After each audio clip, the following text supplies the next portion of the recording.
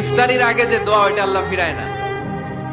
ইফতারি করার আগ মুহূর্তে আমরা যে পেঁয়াজু, আলুর চপ, বেগুনি, হ্যাঁ এগুলো খান আপনারা? রুয়াবজার শরবত খান নাকি?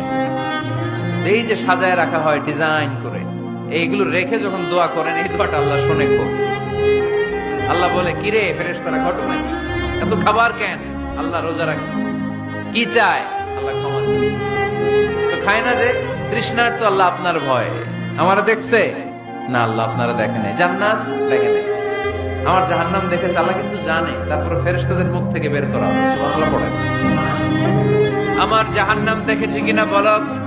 ফেরেশতারা বলে না, জাহান্নাম দেখে নাই। আমার জান্নাত দেখেছে কিনা বলো? জান্নাতও দেখে নাই, কিছুই দেখে নাই, আপনারও দেখে নাই। আল্লাহ এবার খুশি হয়ে যাবে।